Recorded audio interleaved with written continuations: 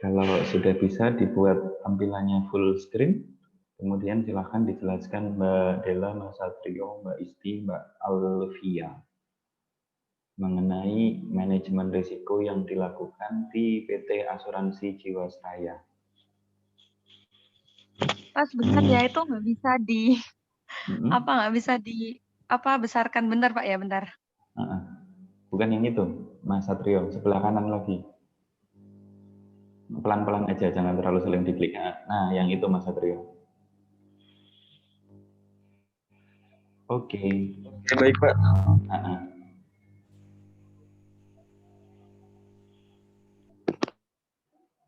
Yang presentasi boleh ya, ininya diaktifkan audio visualnya. Itu yang pertama Dela Pak. Silakan kawan-kawan. Yeah. Mbak Dela, waktu kami persilakan. Ya baik, terima kasih. Langsung saya mulai aja ya Pak ya. Silakan. Ya. Assalamualaikum warahmatullahi wabarakatuh. Perkenalkan kami dari kelompok 1 dari manajemen kelas E 2017 akan membahas mengenai manajemen resiko pada perusahaan asuransi Jiwasraya. Perkenalkan saya Dela Tri Ramadhani. Mohon maaf Mbak Dela, ya. Mohon maaf saya cut sebentar. Kawan-kawan yang lainnya ya. Boleh mengikuti materi yang disampaikan oleh kelompok Mbak Dela dengan baik. Kemudian tolong diperhatikan apabila ada pertanyaan nanti bisa langsung ditanyakan ya, agar terjadi diskusi setelah presentasi ini. Mohon maaf, silakan dilanjutkan Mbak Dela. Iya Pak, terima kasih. Saya perkenalkan diri, saya Dela Tri Ramadhani dengan NIM 1715043 dan ada teman saya juga Satria Wisnu dengan NIM 1715098, Istiada Bilkoib dengan NIM 1715014, dan yang terakhir adalah Alfia Nafis dengan NIM 171500206. Next.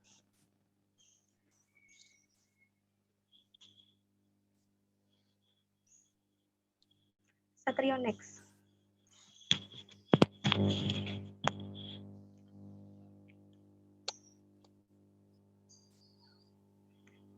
Oke, sebelum saya menjelaskan kronologis pada PT Asuransi Jiwasraya ini, mungkin banyak teman-teman nih, ada yang belum mengerti mengenai apa sih PT Asuransi Jiwasraya. Nah, saya akan menjelaskan sedikit aja mengenai gambaran untuk PT Asuransi Jiwasraya. PT Asuransi Jiwasraya ini merupakan perusahaan asuransi jiwa tertua yang ada di Indonesia, dan ini pun merupakan cikal bakal dari perusahaan asuransi jiwa milik Belanda yang pada akhirnya dinasionalisasikan dan menjadi hak milik untuk negara Indonesia pada tahun 1960. Setelah beberapa kali mengalami pergantian nama ataupun pergantian perusahaan ini, PT Asuransi Jiwasraya ini menjadi satu-satunya perusahaan asuransi jiwa milik pemerintah Republik Indonesia, ataupun biasanya kita menyebutnya dengan perusahaan BUMN.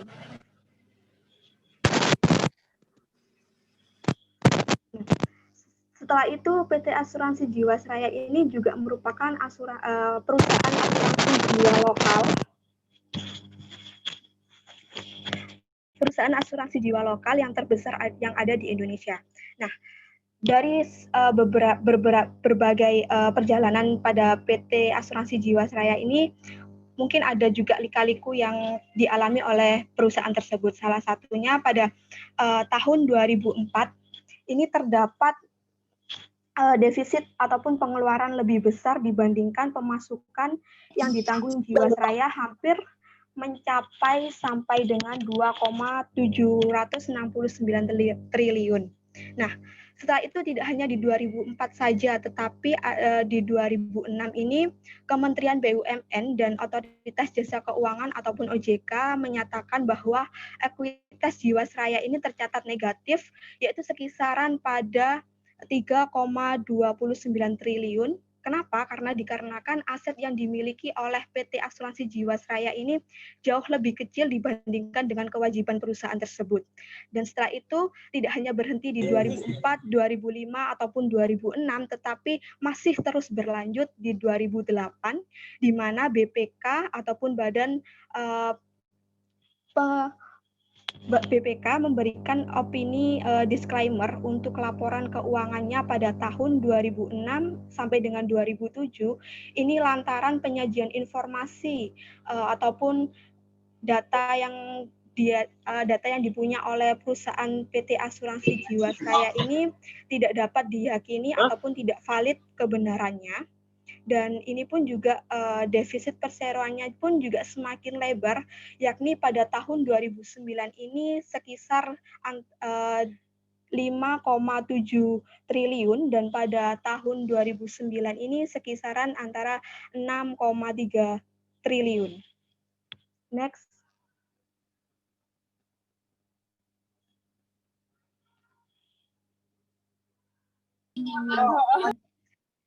Untuk penjelasan selanjutnya mungkin bisa dijelaskan oleh saudara Satrio, dipersilahkan.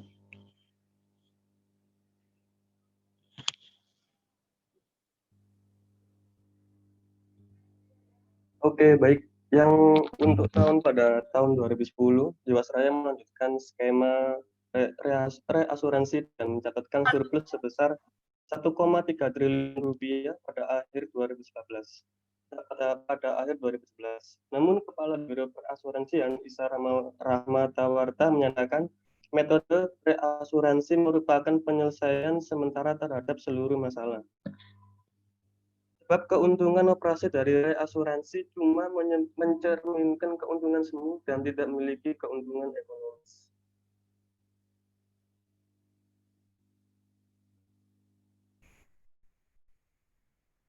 Pada tahun 2012, pada bulan Mei 2012, ISA menolak permohonan perpanjangan reasuransi laporan keuangan Jiwasraya 2011 disebut tidak mencerminkan angka yang wajar. Bapepam LK memberikan izin produk JS Proteksi Plan pada 18 Desember 2012. JS Proteksi Plan dipasarkan melalui kerjasama dengan Bank Bancassurance. Produk ini ikut menambah sakit perseroan lantaran menawarkan bunga tinggi, yakni 9% hingga 13%.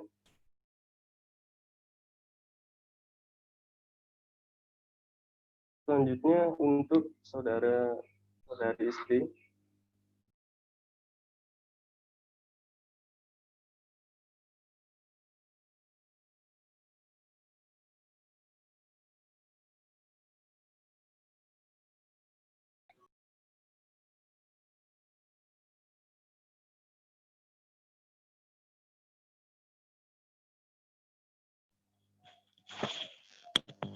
Mbak Nafis, mic-nya itu benerin dulu.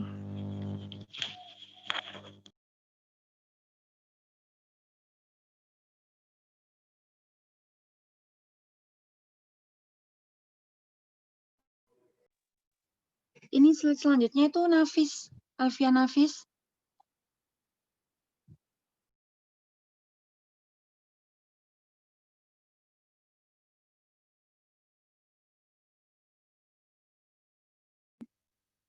Iya, sudah jelas? Sudah. Oke.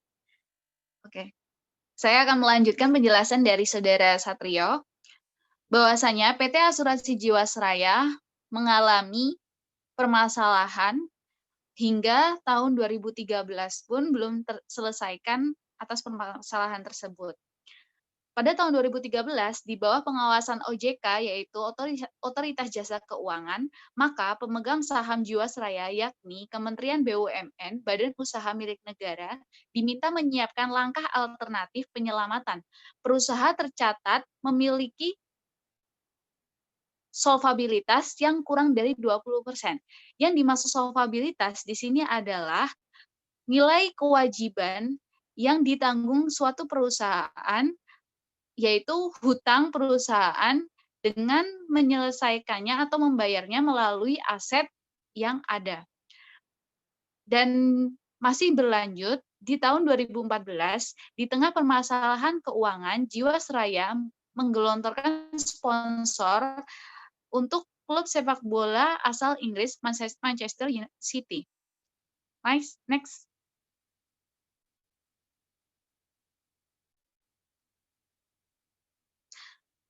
Pada tahun 2017, kondisi keuangan Jiwasraya tampak membaik.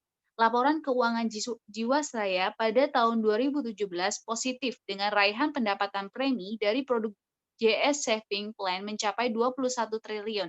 Selain itu, perseroan meraup laba 2,4 triliun naik menjadi 37,64%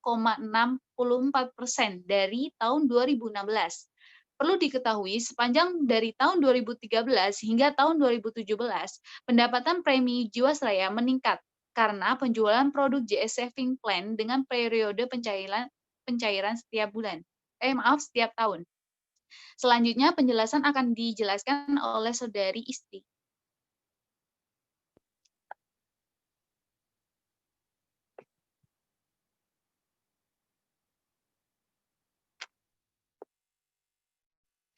Oke, di situ saya akan lanjutkan ya. Jadi dari tahun 2017 yang dipresentasikan oleh Alfian Hafiz, di situ masih berlanjut sampai di tahun sekarang ataupun di tahun 2020.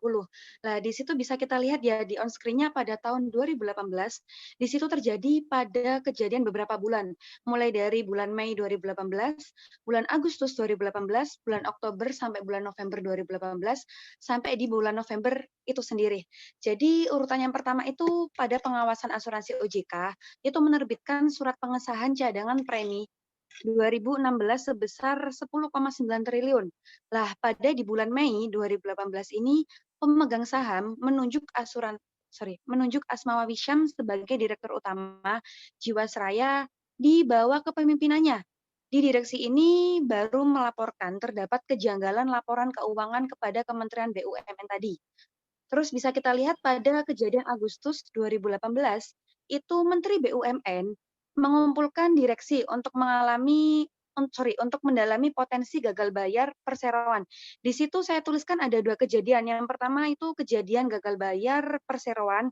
Yang kedua itu juga adanya audit investigasi terhadap Jiwasraya. Jadi yang melakukan investigasi audit itu diminta oleh BPK sendiri. Jadi yang pertama itu Menteri BUMN-nya mengumpulkan direksi untuk mendalami potensi gagal bayar perseroan. Yang kedua itu meminta BPK ataupun Badan Penyelidik Keuangan dan BPKP untuk melakukan audit investigasi terhadap Jiwasraya itu sendiri. Setelah itu pada urutan yang ketiga ada Oktober sampai November 2018 itu masih ada masalah-masalahnya, yaitu masalah tekanan likuiditas Jiwasraya mulai tercium publik. Perseroan mengumumkan tidak dapat membayar klaim polis jatuh tempo nasabah JS Saving Plan sebesar 802 miliar.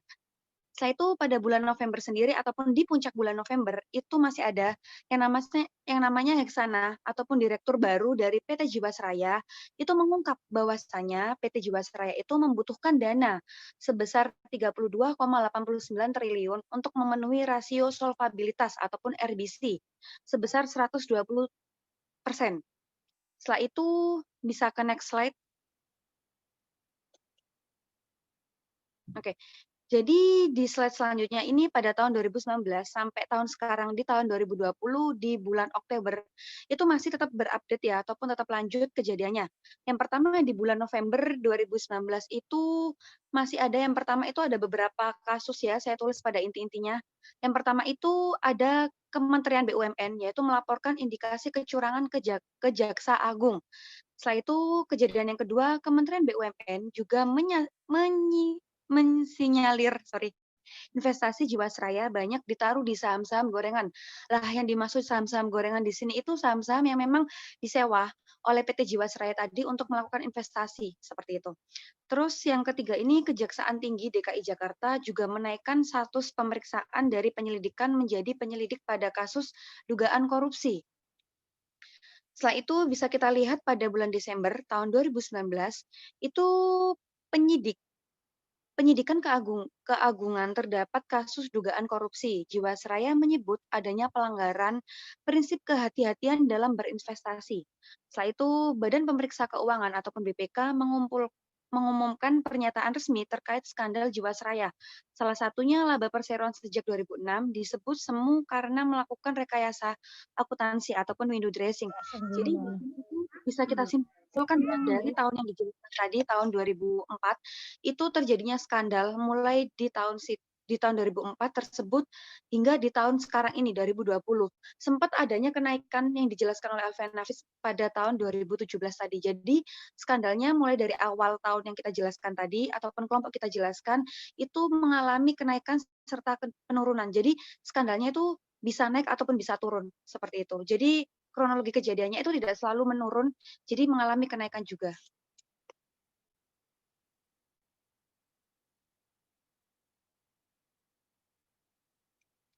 Oke Pak, mungkin ini bisa overall pertanyaan. saya akan menambahkan sedikit dari semua pembahasan yang kami sampaikan dari awal slide hingga terakhir.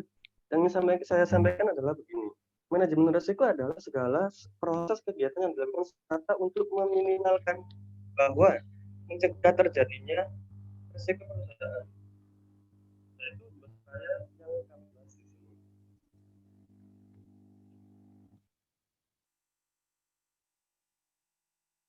Di dalamnya ada kegiatan identifikasi, perencanaan, strategi, tindakan, pengawasan, dan evaluasi terhadap hal-hal negatif yang kemungkinan akan menimpa perusahaan Jiwasraya. Bisa dibilang, jenis manajemen ini salah satu metode untuk mencegah perusahaan mengalami masalah. Komponen yang dalam manajemen risiko yang dalam pembahasan kali ini adalah identifikasi yang pertama, yang menjadi salah satu persoalan Jiwasraya adalah tidak bisa mencarikan asetnya di saham, yang saat ini sedang mengalami penurunan nilai aset akibat kondisi pasar yang sangat tertekan. PT Asuransi Jiwasraya yang tengah terbelit masalah likuiditas. Akhirnya perusahaan asuransi milik negara ini atau milik BUMN ini menunda pembayaran polis yang jatuh tempo produk asuransi jiwa atau asuransi jiwa yang berbalut investasi atau saving plan yang dijual bersama sejumlah bank sebagai agen penjual. Sebenarnya ada satu produk yang dikeluarkan oleh PT Asuransi Jiwasraya yaitu JS Saving Plan. Yang belum tahu, JS Saving Plan adalah sebuah produk yang investasi non-unit link yang resikonya sepenuhnya ditanggung perusahaan asuransi menawarkan jaminan return yang sangat tinggi dengan periode pencairan setiap tahun. Nilai return ini jauh lebih tinggi atau hampir 2 kali lipatnya daripada bunga yang ditawarkan deposito bank yang saat itu besarannya di kisaran 5-7%. Lalu untuk perencanaannya, penerapan tata kelola perusahaan yang baik berkaitan dengan kredibilitas perusahaan Jiwasraya yang menyatakan serta iklim perekonomian di Indonesia ini sendiri. Dalam rangka menunjang pencapaian iklim usaha yang kondusif serta persaingan usaha yang sehat, maka penting bagi Jiwasraya untuk menerapkan tata kelola perusahaan yang baik dengan menerapkan manajemen risiko serta mengidentifikasikan setiap step-step yang dilakukan untuk penanggulangan nasabah-nasabah ini yang mengalami kerugian gitu. Nggak sampai nggak terima ratusan juta, bahkan sampai miliaran, bahkan triliunan. Lalu strategi itu seperti apa yang diterapkan untuk mengatasi persoalan di Jiwasraya ini? Pemerintah akan talangi Jiwasraya mungkin sekitar 20 triliun itu menggunakan dana APBN. Dana talangan untuk Jiwasraya mungkin solusi buat para nasabah Jiwasraya yang lainnya. Selain ini membuktikan betapa banyak pejabatnya itu takut seperti sistematik lah mengancam ekonomi dan segala macam. Berikutnya tindakan Jiwasraya atau kompleks Jiwasraya ini seperti seperti kompleksitasnya itu lebih panjang. Jadi ada 3 hal yang perlu diperhatikan, yaitu mengfasilitasi asuransi yang ada di Indonesia supaya punya holding yang positif agar dapat membantu Jiwasraya, komitmen, serta agar uangnya itu tidak hilang. Lalu yang kedua, kita juga harus membedakan mana yang bodong dan mana yang salah berinvestasi. Artinya kalau nanam saham itu kalau yang bodong, iya bodong pasti melalui proses hukum pidananya gitu.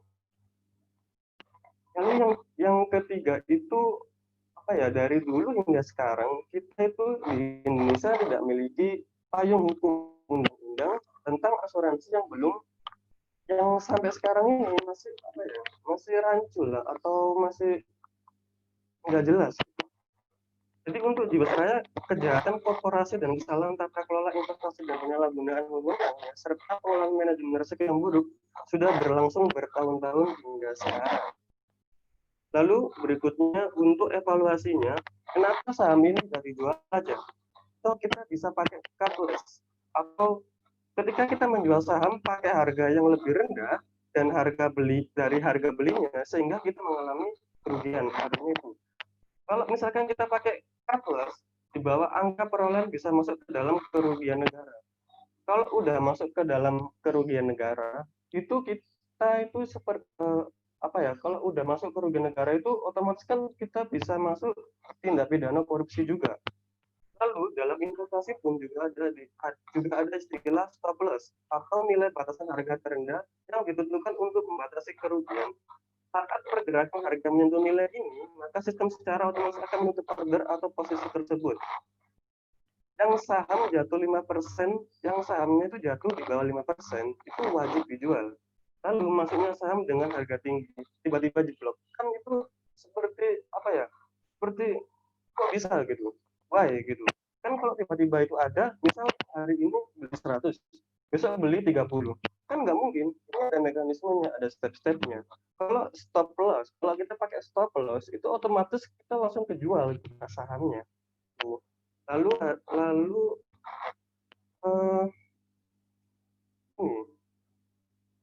seperti kita tahu kan ada OJK. Kan OJK ini nggak terlalu signifikan, tapi apa ya? Tapi mereka itu sebagai regulator untuk mengawasi pelaku pasar, jasa keuangan dan perlindungan nasabah. Kenapa mereka itu nggak langsung stop gitu? Kenapa kok nggak dikasih seperti warning biar kita itu nggak yang hingga bisa bikin bangkrut dan macam-macam.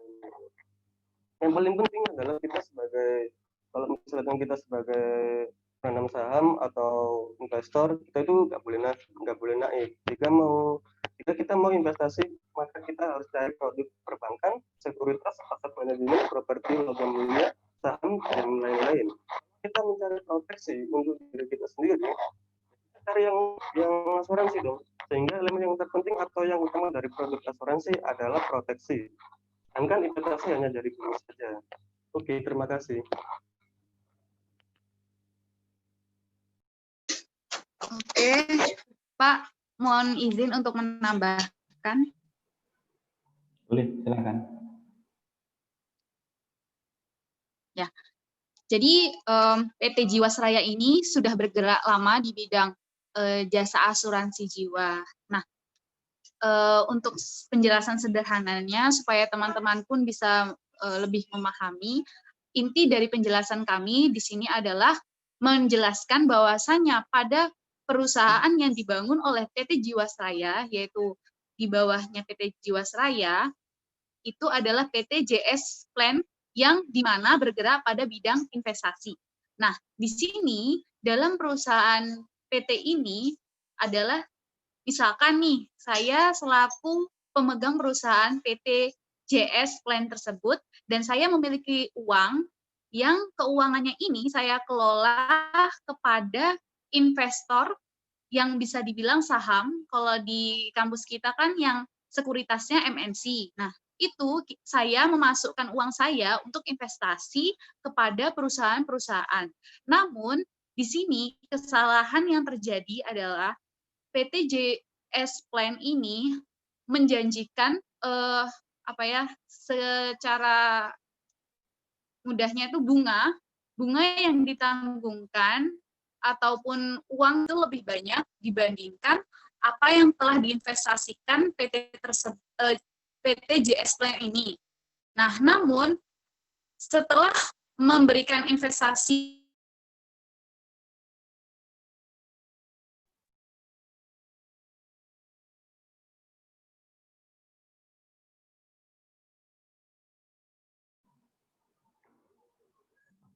potong ya. Kawan-kawan yang lain? Yang satu kelompok, silahkan.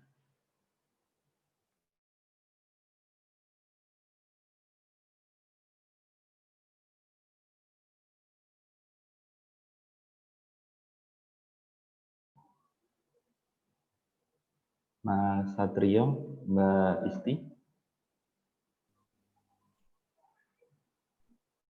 Ya, Pak.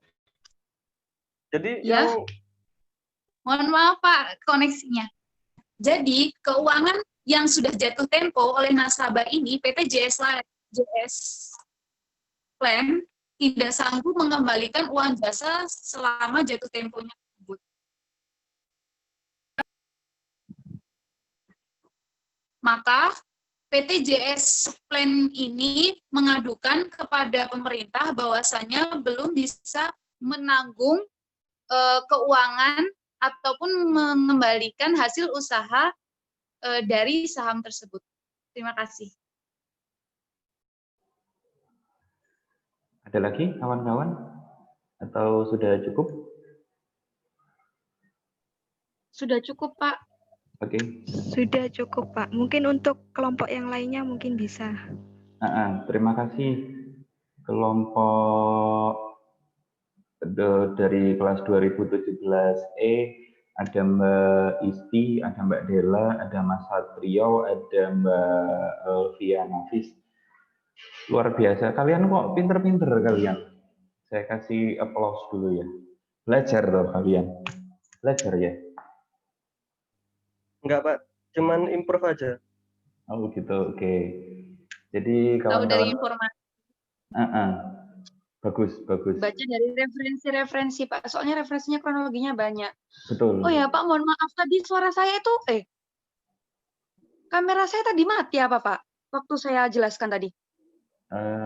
Lupa saya ya. Tapi kalau mati saya sudah coba menghidupkan. Saya saya minta nanti akan muncul notif di tempatmu harusnya kalau tadi mati. Nggak apa-apa kawan-kawan.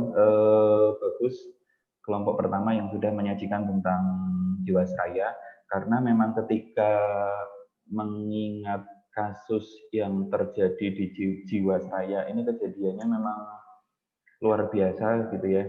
Karena tadi seperti yang disampaikan oleh Mas Satrio, Jiwasraya ini milik negara loh, Jiwasraya ini BUMN gitu.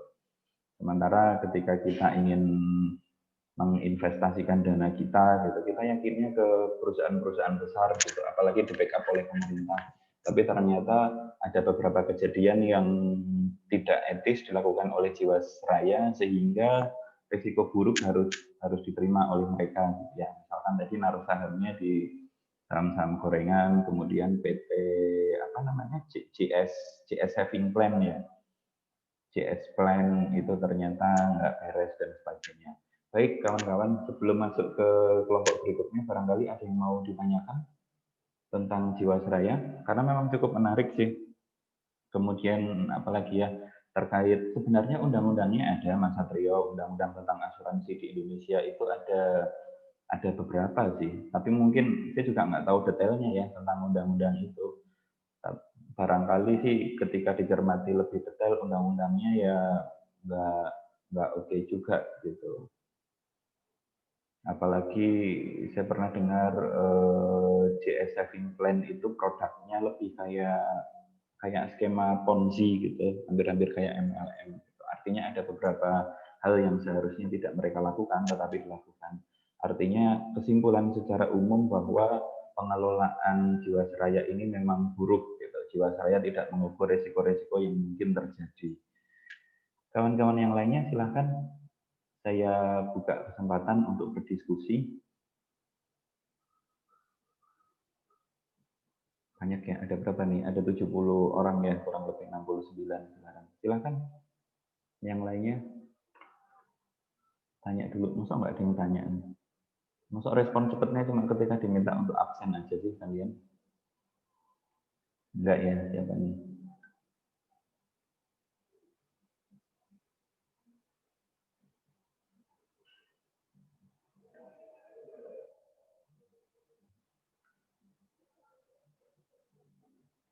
Silahkan, siapa yang mau berkomentar terlebih dahulu atau menanyakan terkait Jiwasraya ini, boleh langsung mic-nya dibuka aja. Atau videonya saya minta diaktifkan kawan-kawan biar saya tahu.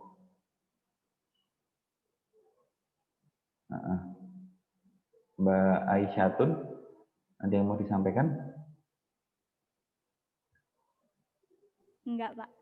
Oh gitu, yang lainnya silahkan.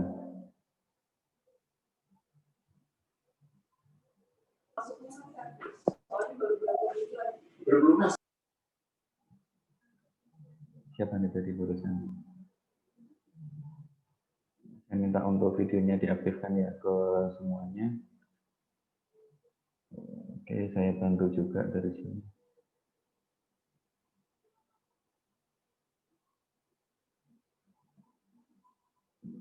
Mas Aldo, silahkan Mas Aldo. Apa yang bisa Mas Aldo tanggapi dari yang disampaikan oleh kelompok Mas Satrio dan kawan-kawan ini tadi?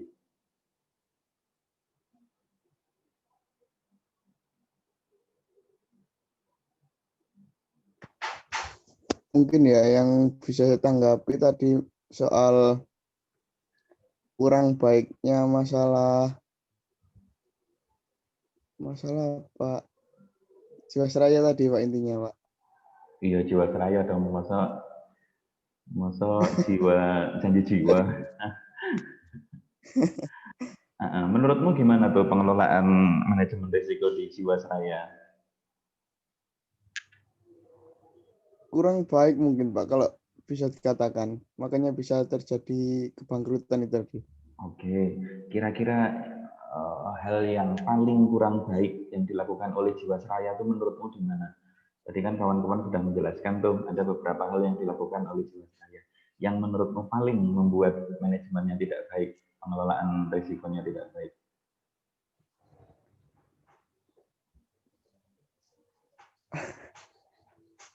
Dari yang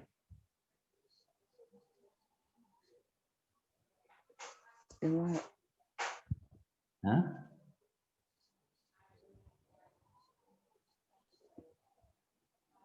Bapak. Hah? Kok malah ketawa-ketawa? Yang lainnya? Mas, siapa lagi yang lainnya ya?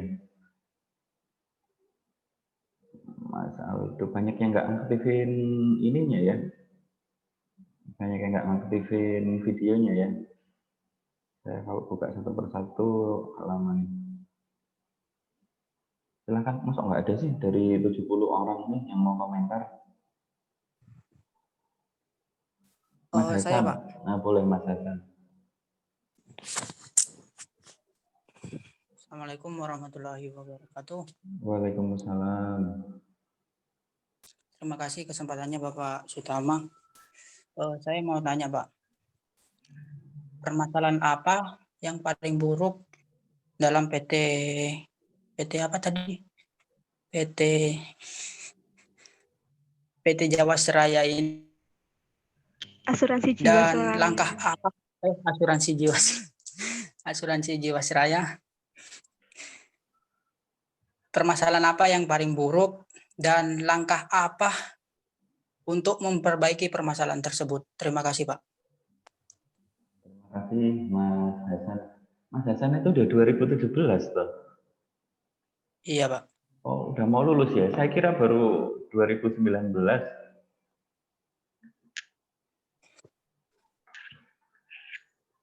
Yang lainnya barangkali sebenarnya udah dijelaskan sih tadi yang terburuk apa gitu karena banyak pengelolaan yang tidak baik. Kemudian next step-nya apa? Tadi juga sudah dijelaskan.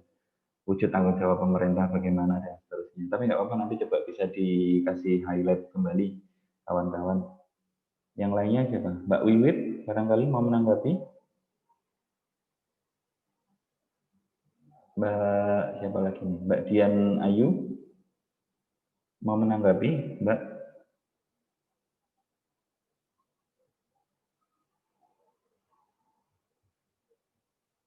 Mbak Anggun, Mbak Elizabeth, Mbak Rosa. Ayo kawan-kawan, satu lagi deh untuk kelompok ini.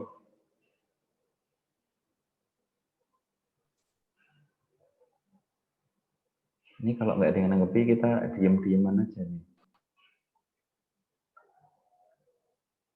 Halo kawan-kawan, ayo. Apalagi Zoom saya sudah saya upgrade ya. Ini unlimited Zoom saya. Sampai sore nih kita diem-dieman gini.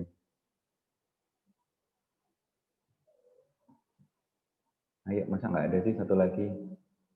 Mbak Anggun, ayo Mbak Anggun.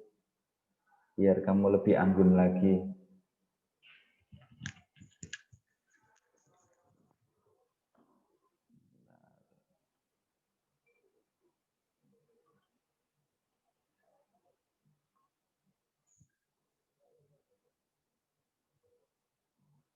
Mbak Anggun, halo. Video unmute. Ya tinggal dipencet aja tuh Mbak Anggun. Halo. Masa 2017 kuliahnya diem-dieman gini sih? Kan nggak seru nih. Halo kawan-kawan. Atau kalau enggak, mungkin pertemuan berikutnya saya minta untuk presentasi nih, gantian aja nih. Biar ada waktunya kalian untuk ngomong juga. Masa cuma Mas Hasan? Kalau Mas Hasan ini Mas jagoan dia. Ya Mas Hasan ya. Pasti berkontribusi nih kalau Mas Hasan luar biasa.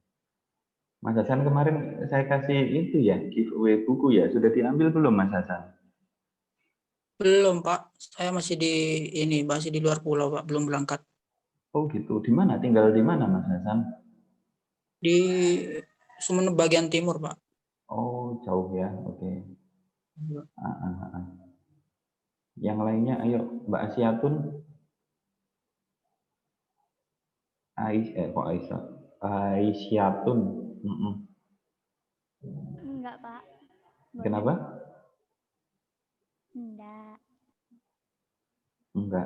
Enggak apa? Mbak Asyatun, menurutmu yang disampaikan kelompok Mas Satrio dan kawan-kawan tentang Jiwasraya gimana? Bagus, Pak, penjelasan. Bagus, Pak, penjelasannya mendetail. Itu kan kayak apa? Nggak sanggup membayar itu bunga. Kalau pengelolaan Jiwasraya menurutmu bagus enggak? Enggak, Pak. Soalnya itu banyak terjadi kayak nggak bisa bayar, nggak bertanggung jawab. Nggak bertanggung jawab ya. Menurutmu yang membuat Jiwasraya nggak mampu membayar itu apa sih? Ya karena investasi bodong. Ya keuangannya kurang, Pak. Tuh, keuangannya kurang ya. Oke. Iya. Nah, nanti kita tanya ya ke teman-teman yang berprestasi dari kok keuangannya bisa kurang sih gitu ya. Iya. Saya kira itu dulu kawan-kawan. Mas Satrio dan teman-teman tolong ditanggapi tadi yang Mas Hasan mungkin bisa dipertegas aja.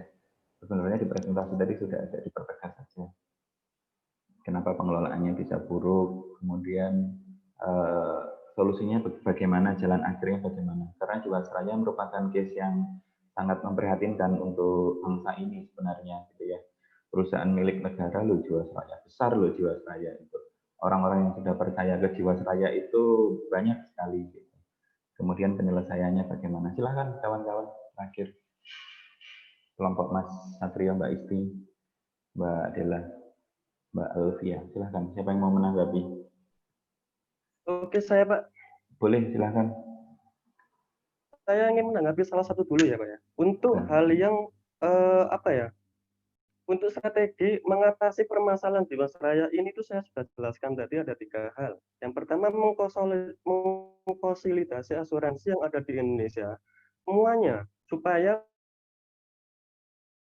punya holding atau bisa kayak jadi kan Jiwasraya itu bermasalah. Jadi semua asuransi yang ada di Indonesia bantu Jiwasraya bagaimana untuk menaikkan atau meningkatkan Jiwasraya tidak bermasalah. Begitu.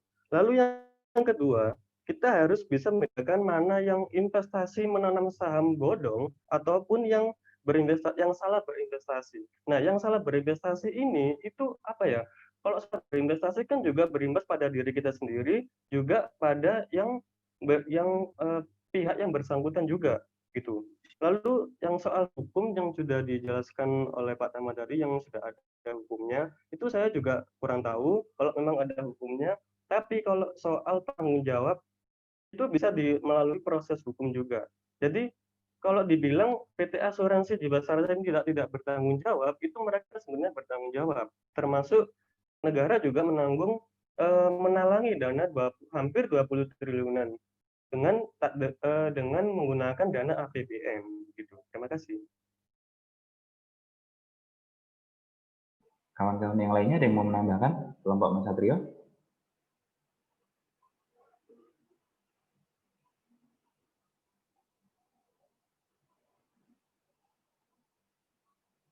Ada lagi? Mbak Alfia? Mbak Dela, atau cukup? Oh, Pak, saya menambahkan sedikit. Boleh, Mbak Isti, silahkan. Oke, ya jadi tadi kan solusi yang dibilang sama Mas Satrio itu sudah benar. Mungkin ada beberapa. Yang pertama itu juga mengadakan reformasi dari asuransi dari OJK itu sendiri. Jadi reformasi yang dimaksudkan itu kita mengaca dari perbankan yang sebelumnya sudah ada. Jadi melakukan kayak permodalannya bagaimana, setelah itu kayak peraturannya bagaimana, prinsip-prinsipnya bagaimana. Jadi untuk meminimalisir manajemen resiko yang ada itu tadi pada PT Jiwasraya itu sendiri. Setelah itu rekonstruksi. Jadi rekonstruksi itu juga kayak membangun ulang bagaimana sih kayak peraturan-peraturan itu. Jadi kayak lebih belajar lagi untuk apa ya? Melihat ataupun menjalankan bagaimana seharusnya PT Jiwasraya pada asuransi itu sendiri berjalan dengan baik. Terus sama ada kayak OJK bentukan dari lembaga itu tadi. Jadi kayak tetap diawasi sama OJK ataupun BPK tadi itu agar pelaksanaannya asuransi tersebut itu ketika nanti ada kayak kegagalan resiko yang ada, misal nih 1 ataupun 2, itu bisa diminimalkan. Jadi tidak terlalu panjang ataupun tidak terlalu lebih membeber seperti kasus sampai sekarang ini. Mungkin seperti itu, Pak.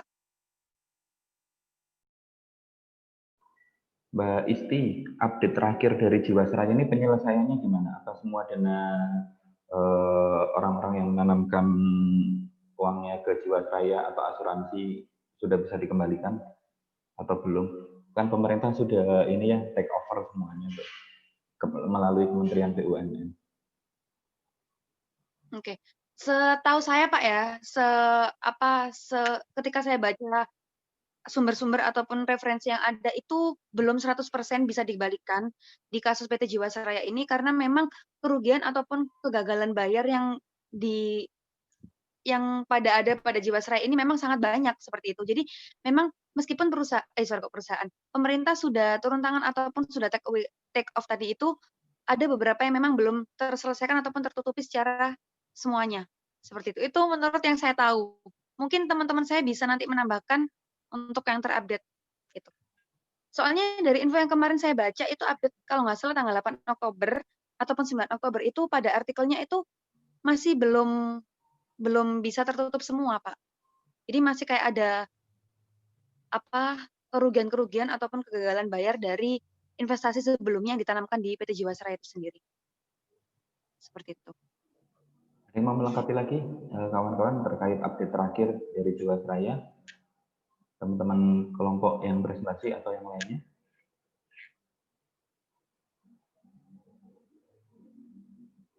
Sudah ya, cukup ya? Cukup Mas Satrio atau yang lainnya sudah cukup? Iya Pak, cukup Pak. Mbak Alfia, kamu sinyalnya jelek ya Mbak Alfia? Iya Pak tadi. Ini pulih kembali. Ada yang mau ditambahkan Mbak Alfia barangkali terkait update Jiwasraya gitu. Tadi Mas Satrio sudah menyampaikan tentang holding, tentang investasi bodong, tentang OJK. Mbak Alfia ada yang mau ditambahkan terkait Jiwasraya, pengelolaan manajemen risikonya harusnya seperti apa begitu? Atau sudah cukup? Hilang lagi Mbak Alfianya. Hilang lagi ya, cukup. Cukup Pak, soalnya sinyalnya jelek Pak, Alfia Nafis. Terima kasih. Iya Pak. Terima kasih kawan-kawan kelompok pertama yang sudah mempresentasikan dengan sangat baik case terkait Jiwasraya Untuk mahasiswa yang lainnya silahkan diperhatikan atau cek artikel-artikel lanjutan mengenai Jiwasraya, karena ini memang kejadian yang luar biasa sekali. Nasabahnya itu kan banyak banget ya Jiwasraya gitu. Apalagi ada ketidakmampuan untuk membayar gitu. Di holding bisa juga sih. Kayak sebentar lagi yang mau di-mergerkan untuk bisa di-holdingkan bank-bank syariah gitu ya. Nanti jadi bank yang luar biasa tuh bank syariah. Risiko-risiko bisa diminimalisir ketika holding karena pengawasannya akan lebih banyak. Saya kira cukup untuk kelompok pertama. Sekali lagi terima kasih banyak. Dilanjutkan kelompok kedua dari kelas G. Ada Mbak siapa nih ya? Lupa saya. Kelompok G ada Mbak Asiatun dan kawan-kawan. Silahkan, sudah saya kasih akses untuk share screen.